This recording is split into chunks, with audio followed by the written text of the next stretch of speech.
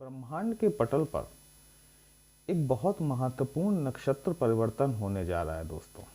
और ये नक्षत्र परिवर्तन हमारे कुंभ राशि और लग्न के जातकों के ऊपर किस प्रकार का परिणाम देगा या इसका प्रभाव कैसा रहेगा, यही हम आज डिस्कस करने वाले हैं। जी नमस्कार दोस्तों, कैसे हैं आप सभी। मैं आपका ज्योतिष मित्र श्लोक वर्मा आपके अपने चैनल श्री हनुमंत कृपा में आपका हार्दिक स्वागत करता हूं, अभिनंदन करता हूं। साथ ही अपने बड़े भैया श्री हनुमान जी से करबद्ध निवेदन करता हूं कि वे अपने हनुमत कृपा परिवार के सभी सदस्यों को, नए जुड़ने वाले सभी सदस्यों को सुख समृद्धि प्रदान करें, उन्हें उनके कार्यों में आशातीत सफलता प्रदान करें। दोस्तों 16 फरवरी 2025 का वह महत्वपूर्ण परिवर्तन होगा जबकि राहु देव, जो कि वर्तमान परिस्थितियों में आपके ये कहें कि 30 अक्टूबर 2023 से आपके धन भाव में आकर बैठे हुए हैं। ये राहु देव, ये जो आपका धन भाव होता है ना दोस्तों, ये गुरुदेव बृहस्पति की राशि मीन राशि यहाँ पर फॉल करती है। ठीक है, आपका धन भाव जो है वो गुरु बृहस्पति के पास में इनके डिपार्टमेंटल चार्ज है। गुरुदेव बृहस्पति आपके धन भाव के स्वामी होते हैं और साथ ही साथ आपके लाभ भाव, एकादश भाव या इच्छा पूर्ति का भाव जिसे हम कहें, वहाँ का स्वामित्व जो है गुरुदेव बृहस्पति को दिया गया है, जो कि वर्तमान परिस्थितियों में आपकी पत्रिका में ट्रांजिट में ये अभी आपके चतुर्थ भाव में गोचर कर रहे हैं। देखिए,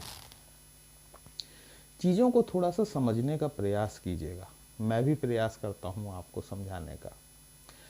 वीडियो को अंत तक अवश्य देखिएगा। कहीं भी अच्छा लगता है कमेंट बॉक्स में आप जय श्री राम लिखेंगे तो आपको भी अच्छा लगेगा, हमें भी अच्छा लगेगा आपके लिए इस तरह के विश्लेषण लेकर आने के लिए। गुरुदेव बृहस्पति इस जुलाई कहना चाहिए कि सन 2024 के मध्य में आपके चतुर्थ भाव में आ गए थे।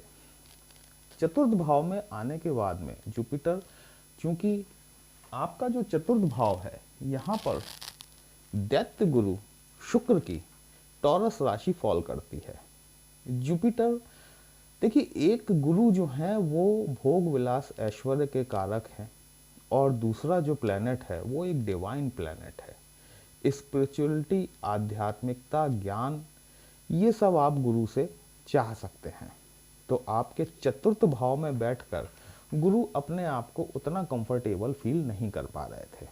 ठीक है, पहले हम आपके गुरु पर डिस्कस कर रहे हैं। देखिए, गुरु की जो दृष्टियां पड़ी, स्थान हानि करो जीवा, ये शब्द भी, ये श्लोक भी कहा जाता है गुरु के लिए कि गुरुदेव बृहस्पति जिस भाव में बैठते हैं उस भाव की हानि कर देते हैं। क्योंकि देखिए, आप उदाहरण के तौर पर एक कमरे में एक दीपक जलाएं, उस दीपक का प्रकाश आपको चारों कोनों में दिखाई देगा, लेकिन जिसे हम कहते हैं ना कि दिया तले अंधेरा, उस दीपक के सराउंडिंग का जो स्पेस होगा वहाँ पर आपको अंधकार मिलेगा, ब्लैकिश मिलेगा। तो जुपिटर की दृष्टियों में अमृत कहा जाता है दोस्तों। ये दृष्टियाँ जहाँ भी पड़ती हैं उस स्थान को पवित्र कर देती हैं। राहु के बाद में यदि कोई एक्सपेंशन का कारक है तो वो जुपिटर ही है। ठीक है, तो जुपिटर जहाँ बैठेंगे वहाँ पे आपको वो लाभ नहीं मिल पाएगा जो कि आप चाहते हैं, लेकिन जुपिटर की दृष्टियाँ जहाँ पड़ेंगी वहाँ पर आपको लाभ निश्चित तौर पर देखने के लिए मिलेगा। अब वो लाभ किस तरीके का हो सकता है ये आपको समझना चाहिए। चतुर्थ भाव में बैठे हुए बृहस्पति की सप्तम दृष्टि आपके कर्म क्षेत्र पर पड़ रही थी। यदि आप कार्यरत हैं, यदि आप व्यवसायरत हैं, निश्चित तौर पर देखिए, दसम भाव जो होता है ना, ये पद प्रतिष्ठा और मान मर्यादा का भी होता है।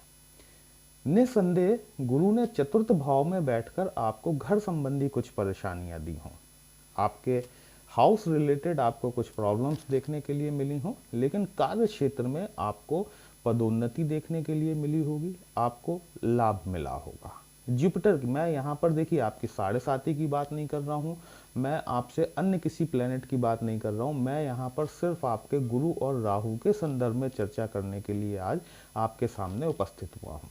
ठीक है, तो गुरु ने आपको पद प्रतिष्ठा के संबंध में निश्चित तौर पर आपकी मान मर्यादा में वृद्धि जरूर की होगी। गुरु की जो नवम दृष्टि है, नवम दृष्टि आपके व्यय भाव पर पड़ी। 12वां भाव होता है आपका जहाँ पर कि शनि की मकर राशि फॉल करती है, ठीक है। गुरु ने आपके खर्चे बढ़ाने का कार्य निश्चित तौर पर इस 1 साल के दौरान जरूर किया होगा।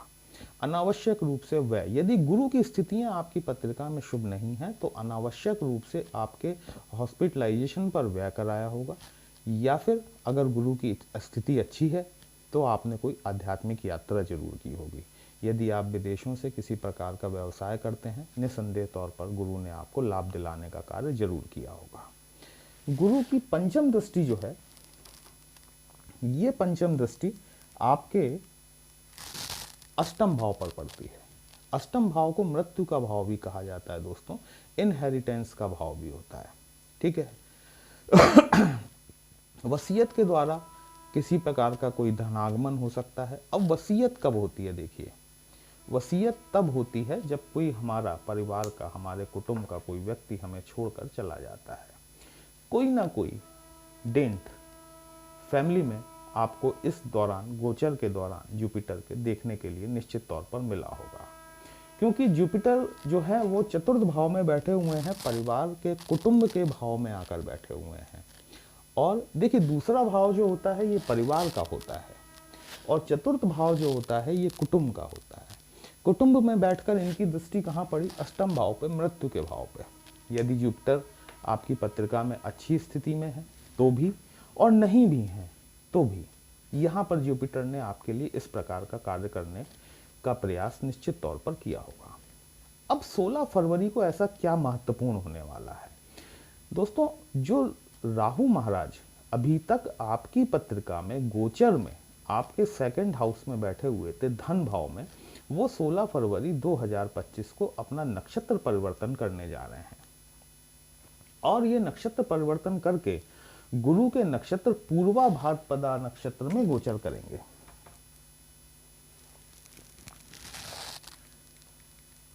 देखिए गुरु और राहु ये आपकी पत्रिका के 12 भाव हैं। इन 12 भाव में कहीं भी बैठे हो सकते हैं, ठीक है। आपके नेटल चार्ट में ये इन 12 भावों में कहीं भी बैठे हो सकते हैं, लेकिन वर्तमान परिस्थितियों में गुरु आपके चौथे भाव में बैठे हुए हैं और राहु महाराज आपके सेकंड हाउस में बैठे हुए हैं। ये जो नक्षत्र परिवर्तन करेंगे, अब ये गुरु चांडाल नामक दोष का निर्माण करेंगे। आप कहेंगे कि कैसे भाई, राहु तो सेकंड हाउस में बैठे हुए हैं, गुरु फोर्थ हाउस में बैठे हुए हैं, तो ये गुरु चांडाल योग कैसे बन रहा है, और अभी कुछ 1-1.5 साल पहले ही तो हमने गुरु चांडाल की पीड़ा को भुगता है। निश्चित तौर पर आपने ही नहीं, समस्त विश्व ने गुरु चांडाल दोष की पीड़ा को भुगता हुआ है।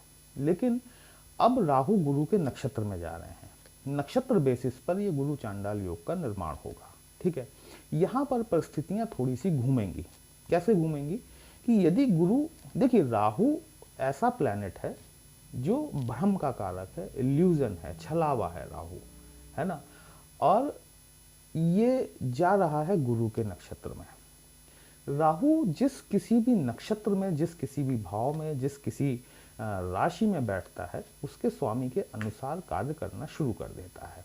यद्यपि कुछ शास्त्रों में राहु को कुंभ राशि में शनि के साथ में को ऑनरशिप दी गई है, लेकिन अगर देखा जाए तो राहु के पास में कोई विशेष भाव उपलब्ध नहीं है, तो ये जिस राशि में या जिस नक्षत्र में बैठता है उसके स्वामी के अनुसार ये कार्य करना शुरू कर देता है। अब राहु महाराज 16 फरवरी 2025 को आपके पूर्वा भाद्रपदा नक्षत्र में गोचर करेंगे और 23 नवंबर 2025 तक ये गुरु के नक्षत्र में ही गोचर करेंगे। मतलब पीरियड ये लगभग लंबा है, 8 माह का पीरियड ये होने वाला है, जबकि इसमें और भी चेंज होगा, ठीक है। तो अब स्थिति किस पर डिपेंड हो जाती है? स्थिति डिपेंड हो जाती है आपकी पत्रिका में आपकी गुरु की स्थिति कैसी है। देखिए गुरु आपके द्वितीय भाव के कारक हैं। द्वितीय भाव को ऐसे भी मारक भाव कहा जाता है, ठीक है।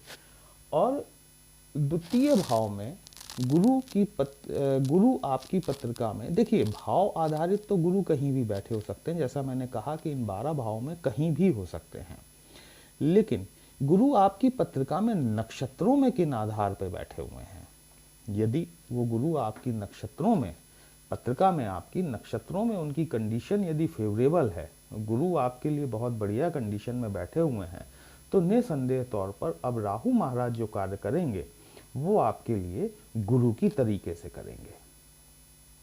मतलब यदि आपकी पत्रिका में राहु अशुभ भी हैं तो भी अब 16 फरवरी से लेकर 23 नवंबर तक राहु महाराज आपको शुभ फल देने के लिए बाध्य हैं, यदि गुरु की स्थिति आपकी पत्रिका में शुभ है तो।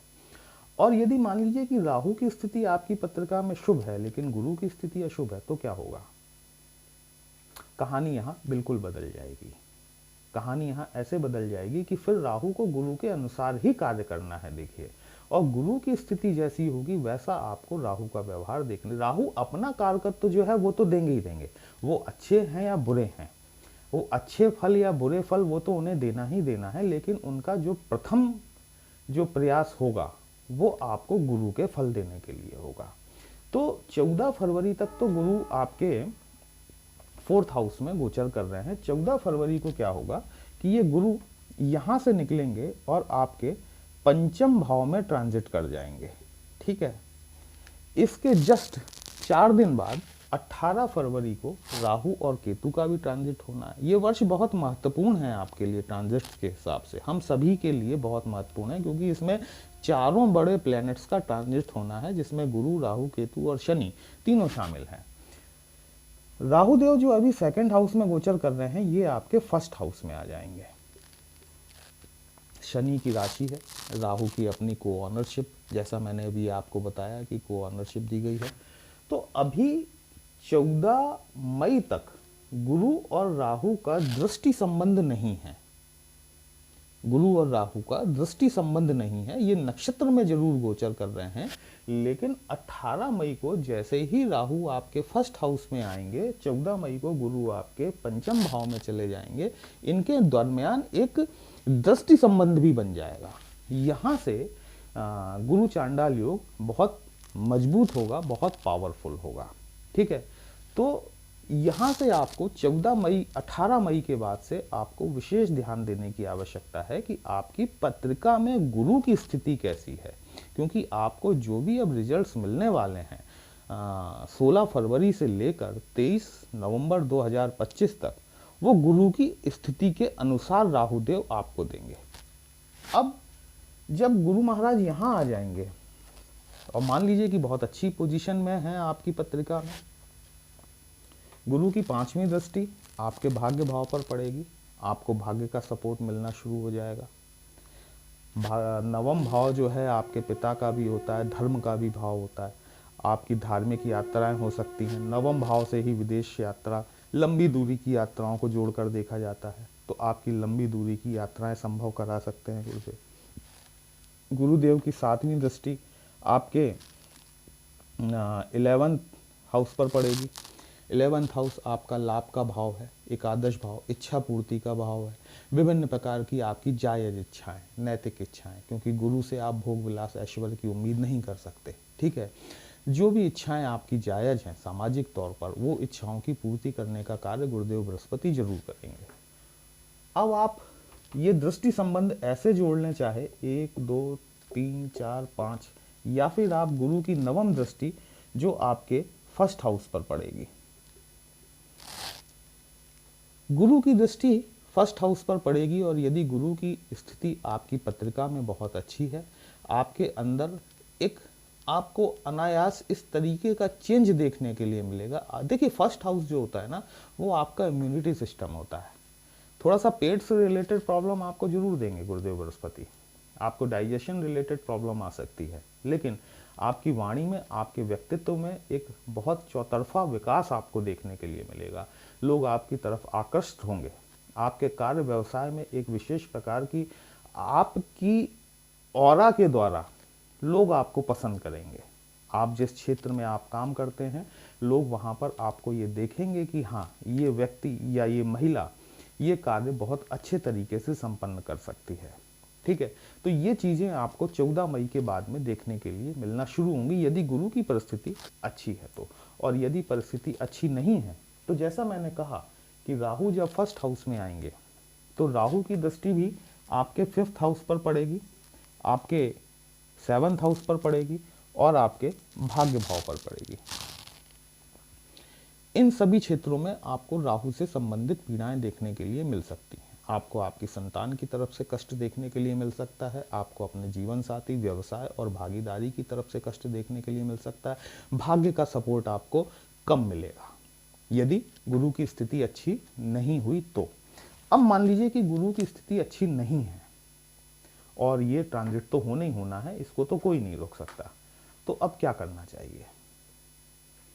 सबसे पहले इसका गुरु के लिए एक सर्वोत्तम उपाय है विष्णु सहस्त्रनाम। हफ्ते में एक दिन, सप्ताह में कम से कम एक दिन, बृहस्पतिवार के दिन आपको विष्णु सहस्त्रनाम का पाठ जरूर करना चाहिए। मैं मानता हूं कि ये पाठ लंबा होता है, इसे करने में वक्त लगता है, लेकिन कम से कम हफ्ते में एक दिन तो आप अपने लिए निकाल सकते हैं। दूसरी चीज, बाकी के 6 दिन आप इसे सुन लें, कम से कम YouTube पर ही सुन लें, डाउनलोड करके रख लें विष्णु सहस्त्रनाम। आप इसे हफ्ते में 6 दिन अपने ऑफिस जाते समय कानों में ईयरफोन लगाकर या अपने फ्री टाइम में आप घर पे हैं सुन सकते हैं। ये आपको जरूर करना चाहिए। ओम ब्रह्म बृहस्पते नमः या फिर ओम ग्राम ग्रीम ग्रोम सह गुरुवे नमः, इस मंत्र का बृहस्पतिवार से रुद्राक्ष की माला से कम 108 बार आपको प्रतिदिन जाप शुरू करना चाहिए और ये आपको करना ही चाहिए, ठीक है? क्योंकि गुरु जो है आपकी पत्रिका में द्वितीय होते हैं, 2nd हाउस मारक भाव माना जाता है, लेकिन चूंकि ये यहाँ पर जुपिटर हैं, बृहस्पति हैं, जीवनदायी प्लैनेट हैं, हमारे ग्रहों में सबसे अच्छा उच्च दर्जा इनको प्राप्त है, तो ये उतना नुकसान नहीं पहुंचाते। इसलिए जो है कि इनसे डेंट की उम्मीद नहीं की जा सकती, लेकिन फिर भी गुरु के लिए, गुरु को बल देने के लिए आपको इस तरह का प्रयास जरूर करना चाहिए। अब मान लीजिए कि आपकी पत्रिका में राहु की स्थिति खराब है, अब क्या करेंगे? राहु की शांति के लिए लाल किताब का सर्वोत्तम उपाय है, बड़ा सस्ता सा उपाय है। एक जटाओं वाला नारियल लीजिए, उसको अपने सर के ऊपर से एंटी क्लॉकवाइज 7 बार घुमाकर उसका जल प्रवाह कर दीजिए। ओम भ्राम भ्रीम भ्रौम सह रावे नमः, इस मंत्र का शनिवार से हाँ, जो जल प्रवाह करना है ये शनिवार के दिन करना है। ओम भ्राम भ्रीम भ्रौम सह रावे नमः, इस मंत्र का शनिवार के दिन से कम 108 बार निश्चित जाप करें। राहु, शनि और केतु, इनसे संबंधित जो भी जाप होते हैं दोस्तों, वो संध्याकालीन समय में किए जाते हैं, अर्थात सूर्यास्त के पश्चात। निस्संदेह तौर पर आपको राहु की पीड़ा से शांति मिलेगी। बाजार में हवन सामग्री आती है, आप उसमें थोड़े से काले तिल, सफ़ेद तिल और मिलाकर यदि आप शनिवार के शनिवार ओम भ्राम भ्रीम भ्रौम सह रावे नमः स्वाहा, इस तरीके से आप 11 बार, 21 बार, 51 बार, जितना आपके पास वक्त हो उस हिसाब से यदि आप कर सकें तो निस्संदेह तौर पर आपको राहु की पीड़ा से मुक्ति जरूर मिलेगी। ये आपके लिए गुरु और चांडाल दोष का विश्लेषण था। यदि कहीं भी अच्छा लगा हो तो अपने इस चैनल को लाइक, शेयर और सब्सक्राइब जरूर कर लीजिएगा। हमसे यदि पत्रिका का विश्लेषण कराना चाहते हैं, हमारा व्हाट्सएप नंबर थंबनेल में दिया गया है दोस्तों। पर्सनल कंसल्टेशन पेड होता है, एक छोटी सी फीस आपको पे करनी होती है। आपकी समस्या का उचित समाधान हमारे द्वारा करने का प्रयास जरूर किया जाता है। चलिए फिर मिलते हैं, तब तक के लिए जय श्री राम।